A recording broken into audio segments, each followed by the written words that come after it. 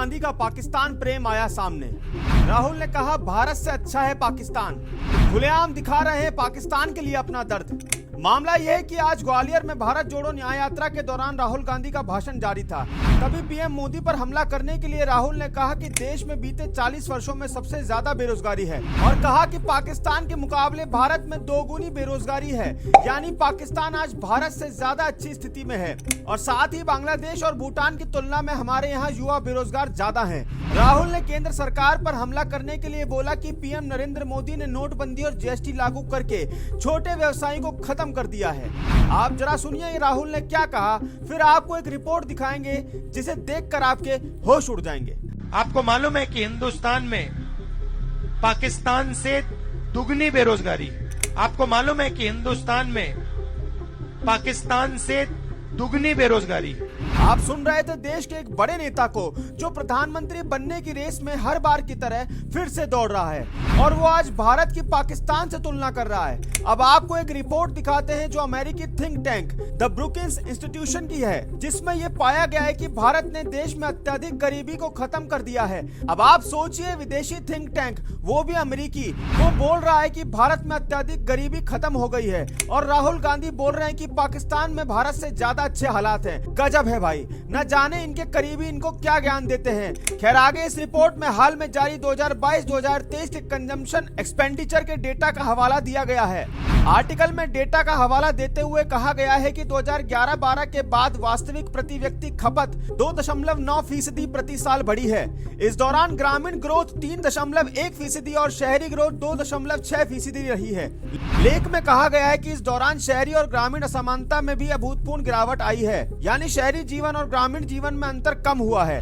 शहरी गिनी 36.7 से घटकर 31.9 हो गई है, जबकि ग्रामीण गिनी 28.7 से घटकर 27.0 रह गई है। राहुल साहब यही नहीं रुके, ग्वालियर में लोगों को संबोधित करते हुए राहुल गांधी ने कहा कि अब मैं जो बोल रहा हूं वो कैसे दिखा सकते हैं। टीवी पर दिखेगा कि अंबानी जी के बेटे की शादी हो रही है, धूमधाम से शादी हो रही है, दुनिया भर के लोग आ रहे हैं, सेल्फी ली जा रही है और आप लोग यहाँ भूखे मर रहे हैं। दरअसल राहुल का हमेशा से यह आरोप रहा है कि मीडिया उनके बयानों को जगह नहीं देती है। अब राहुल गांधी को एक बार सोचना चाहिए कि वो बोल क्या रहे हैं। आप उस देश से तुलना कर रहे हैं जो भारत के एक राज्य उत्तर प्रदेश की जीडीपी से टक्कर नहीं ले सकता, वो देश जो FATF की ग्रे लिस्ट में जा चुका है, वो देश जिस पर न जाने कितनी विदेशी पाबंदियां लगी हैं, वो देश जो दुनिया में केवल आतंक का एक्सपोर्टर बनकर रह गया है, वो देश जो दुनिया के पासपोर्ट की रैंकिंग में भारत से न जाने कितना पीछे है, जहां आटे के लिए लोग एक दूसरे की जान ले रहे हैं, जहां पेट्रोल का प्राइस 280 रुपए है, जहां कोई बड़ा देश या दुनिया का बड़ा व्यापारी अपना बिजनेस लेकर नहीं आता, वहां आप बोल रहे हैं कि भारत से ज्यादा रोजगार है और कम भुखमरी है। शाबाश राहुल गांधी जी, मजा आ गया।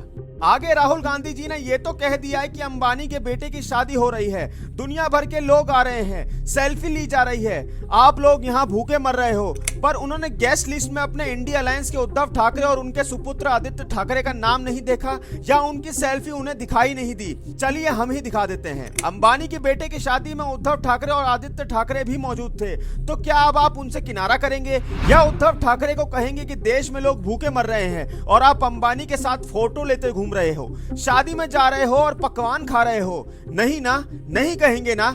इसलिए राहुल गांधी जी, जनता होशियार है, सब समझती है।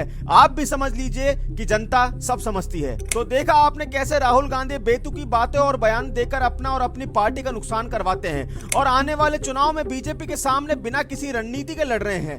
अब आगे देखना होगा कि चुनावी गर्मी में राहुल गांधी का और क्या नया बखेड़ा सामने आता है और क्या राहुल गांधी नरेंद्र मोदी को थोड़ी भी टक्कर दे पाते हैं। देश विदेश की सभी खबरें जानने के लिए हमारे साथ बने रहिए और वीडियो अच्छी लगी हो तो कृपया लाइक करें, शेयर करें और ज्यादा से ज्यादा सब्सक्राइब करें। धन्यवाद।